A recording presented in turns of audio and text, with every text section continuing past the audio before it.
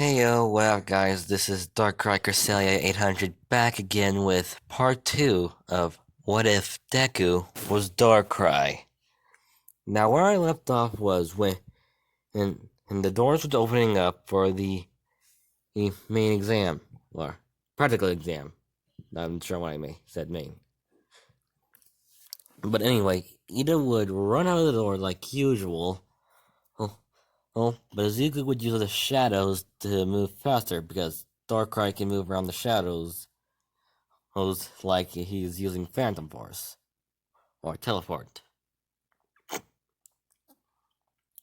And in 10 minutes, he's already destroyed 10 3-pointers, 22 pointers, and 61 pointers. Eventually he stops, but still helps out other contestants in the practical exam, helping them out with the robots that they're struggling with, along with fusing his attacks with theirs, allowing them to get the points. And the teachers would be watching him, saying that he's impressive. And Nezu would say, "Yes, this boy really is amazing with his quirk. What type of quirk does he have again?" And Cementos would look at the paper saying, "Shadow manipulation. Able to create shadows, those manifest them, and also use them to put people to sleep." And as they would say, "That's one interesting quirk, and very powerful indeed." All Might would agree with this, and remember the white hair and blue eyes that from the boy he talked with, and on the rooftop. He started regretting what he said even more, even after apologizing.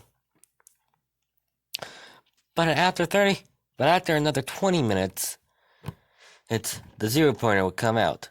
Izuku was about to run just like everyone else, but then hear a scream for help. When he turns around, he sees the brunette-haired girl that held him from falling and onto his face. And he had the same exact feeling as he did when he was saving the girl from falling off a cliff back in the Pokemon world. So in adrenaline, he turned into his Darkrai form without even realizing it, and it is much powerful for him under the adrenaline. Basically, his legs are like Darkrai's now, non-existent, but still can show his needle, somewhat like a needle. Along with the weird dress-looking thing, but everything else would be pretty much humanoid.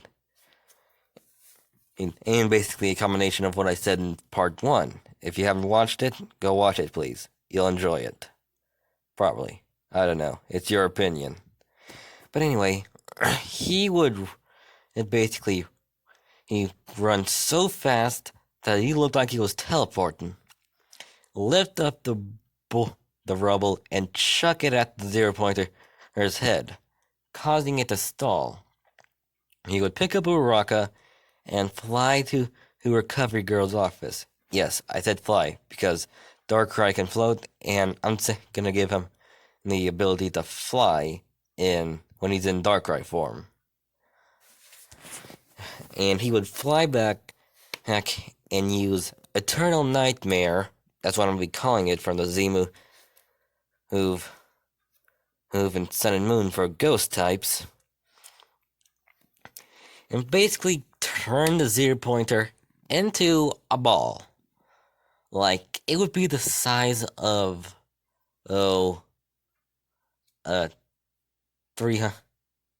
It would have a diameter of 32 feet, making it pretty darn big.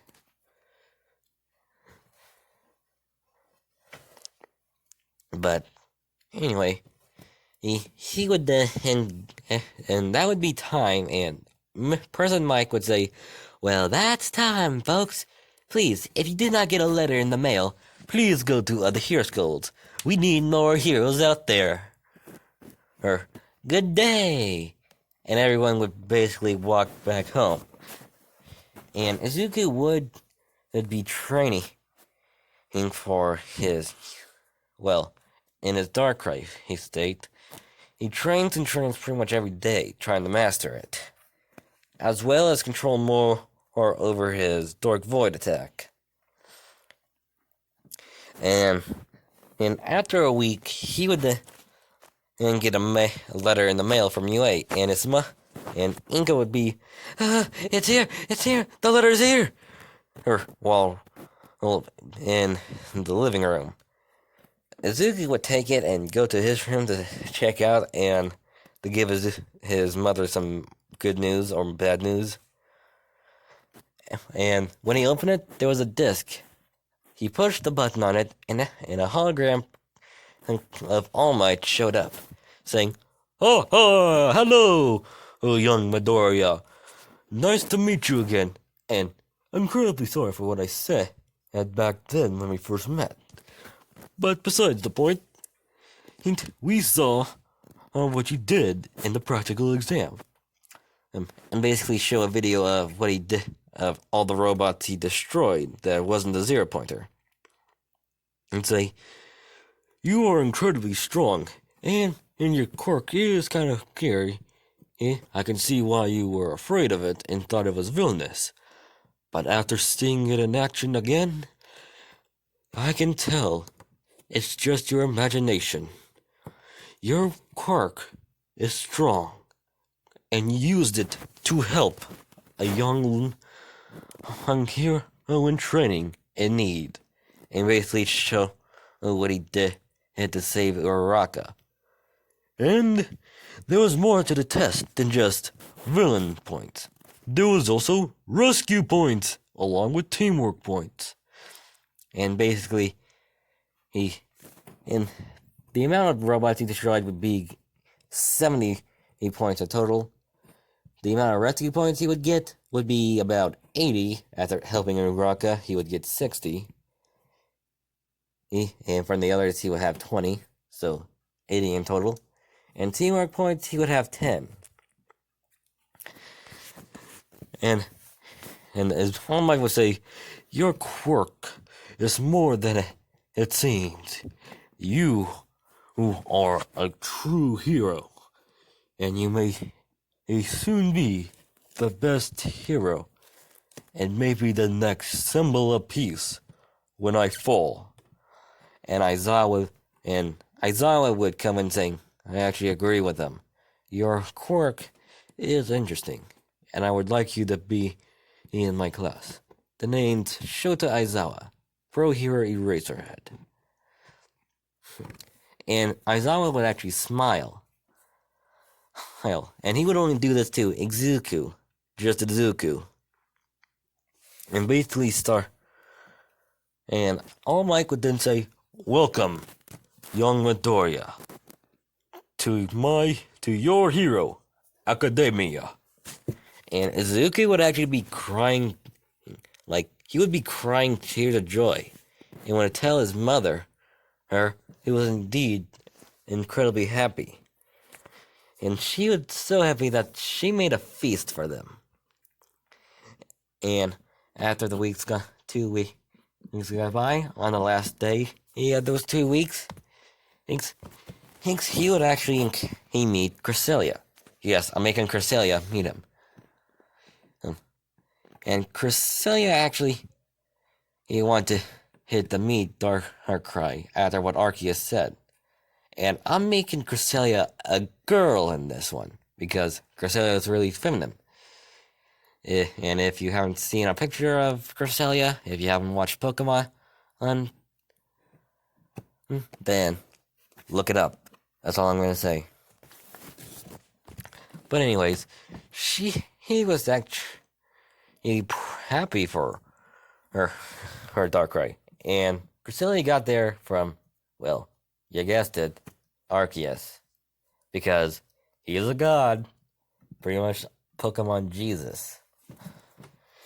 But anyway, Cresselia would want to be his friend. and also train with him. And he'd smile, saying, that would be, that would make me happy. And the whole day, the rest of the day, they did battle training. Azuku would be pretty beaten up, with Cresselia just having a few gashes on her. Even though Dark type and Ghost type moves are super effective against Psychic types, but My Hero Academia world rules, I'm switching it up a bit. This is a what if. But anyway, he would and they would both go back to his house, both Cresselia and him. And Cresselia wanted to stay with him and talk to him more about what he's been doing. And they would chat and eventually fall asleep. And I'm not making in the ship Hip Darkrai X Cresselia. I'm making it Izuku X Uraraka because I like it. But I won't be hesitant to switch it up a bit for other what ifs. But anyway, Cresselia would teleport.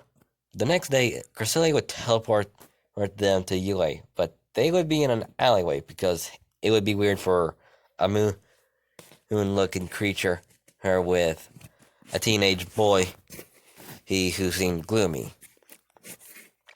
But anyway, they would then part their ways, with Cresselia going back to the Pokemon world and Izuku going to 1A. And he would actually have a map from Aizawa, which was in the mail. And he was really early. He would be sleeping, and it would take 15 minutes for Aizawa to come in. When Izuku opened his eyes, they both stared at each other, having a telepathic conversation, saying, "You're tired, I'm tired, we're both tired, we can get along." And Aizawa would then go into his sleeping bag and sleep. After another 15 minutes, Ida would come in and see Izuku resting. He would actually not bother him because he understood that it was his own fault for embarrassing him. Like, he's still mad about the embarrassing part, but he's not angry. That angry at Izuku because Izuku knew he was in the wrong and he was correcting him. So, he would just leave him alone. And then, in another 20 minutes would pass, and everyone else would come in. More and more people would come in, that is. I'm kind of getting tired. But anyway, Ida would then argue with Bakugo about having his feet on the desk and basically canon stuff. But when Izuku woke up and walked to them, Bakugo would see him and actually be in fear or in shock of him seeing he's in 1A with him. And so he put his feet down and looked away from Izuku. Ida would notice the expression on his face and would be wondering what was going on. Until the door opened up and Uraraka came in saying, "Hey, I know that white hair. You're the one that saved me."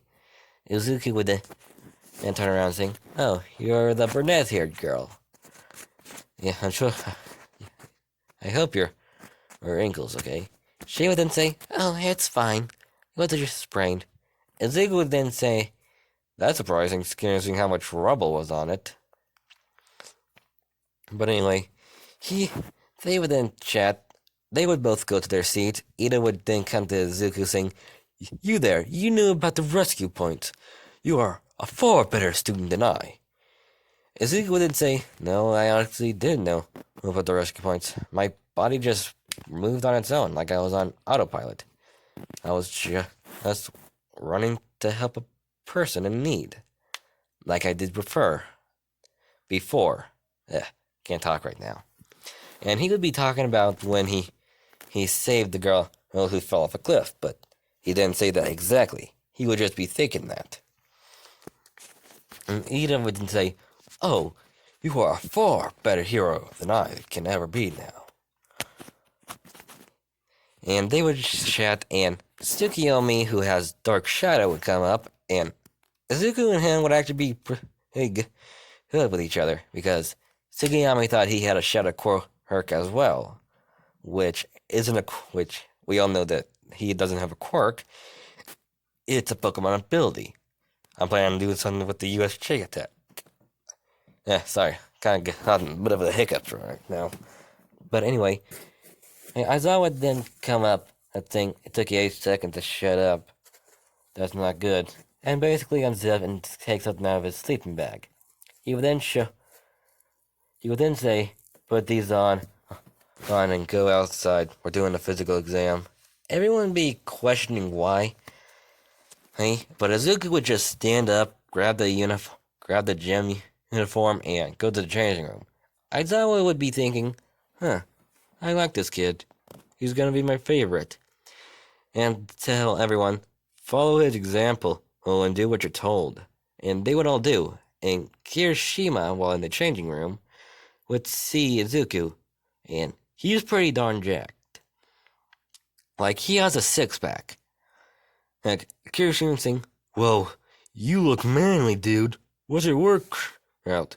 Izuku would then say, 50 push-ups, 30 sit-ups, and 50 he squat. That's with a half-a-mile jog. And after that, basic training with its quirk. And Mineta would do the same thing like in Canon with the hole in the wall. But Izuku would just use a Dark Void attack and knock him out for 2 minutes. Like, he's mastered a Dark Void to where he can both make how bad the nightmare will be and how long it will be. And he would seal up the hole with the move Mud Shot. Yes, I'm making him able to move from Pokemon move to Pokemon move. Why? Because I can. Why, what if? But anyway, after he got changed and outside, the girls would thank him, say, and then Aizawa would throw him a ball, saying, throw this ball with your quirk. But first, how far have you thrown? Without your quirk. Izuku would say, about 80 meters. And so Izuku would go to the circle and go into a pitching position and surround the ball with a Dark Void. He'd attack and launch it. And Izuku can control the path of Dark Void, like using Psychic on a tree. You can move it anywhere you want with your mind. And he would make it go 1,086 meters. Everyone would be surprised and shocked, including Aizawa. But Bakugo, being Bakugo, would say, I can do better, and snatch the ball out of Aizawa's hand and use his quirk to basically he throw the ball, but he would only get about 563 meters. And everyone would then see his personality, which was, well, pretty arrogant and cocky.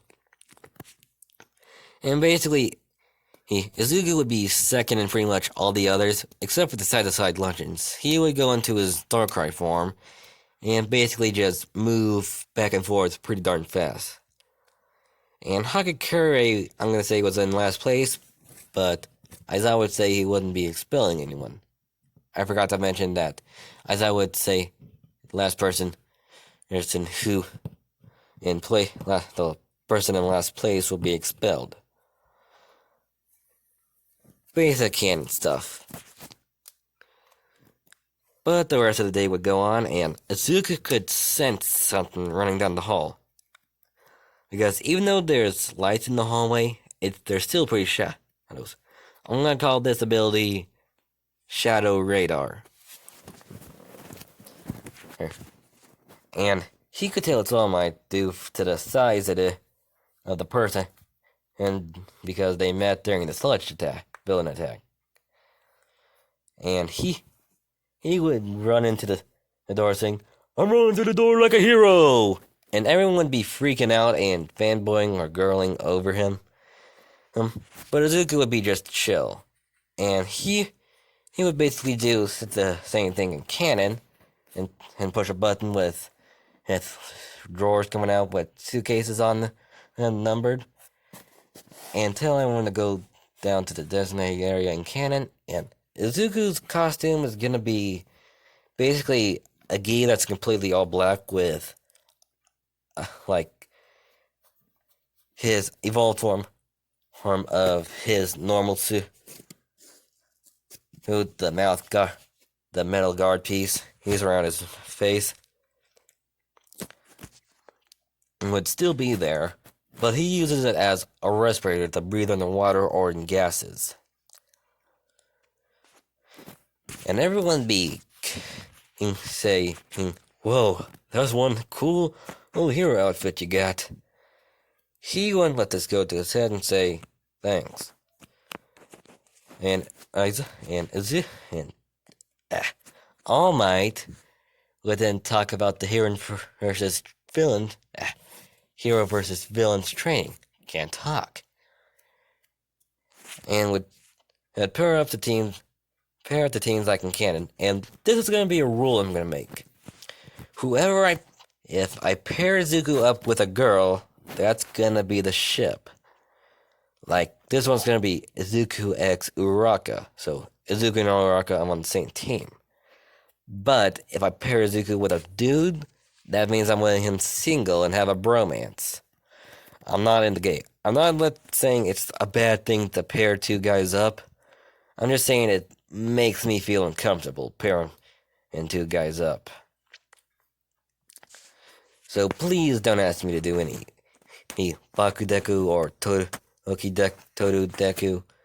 But if that is the case, if I have Izuku having an ice quirk, that will be a ship. I'll just change Todoroki, his gender, to a female. So back to the video. Oh, and he would pretty much... And Izuku and Uraraka would talk and come with a plan. Hold on. Sorry about that, my dad came in. But anyway, Izuku and Uraraka would be talking, and Izuku would talk about his quirk, and how he can use shadows. And she would be in awe of this, and Izuku and Uraraka would be heroes, basically canon stuff. And Bakugo would then be... After the hero teams go in, Bakugo would do the same thing in canon and charge at Deku. And they made a plan that if he did go for them, Izuku, Uraraka would have to go to Ida and inform him where he is. And so, Izuku, who would be prepared to fight Bakugo. He would use a dark claw, because he doesn't want to use a dark void attack and make this quick. He wants to actually use his power from fighting Cresselia.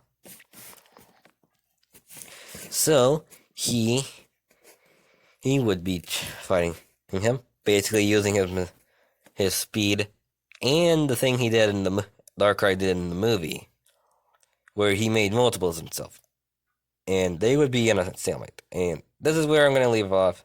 Thanks. Night.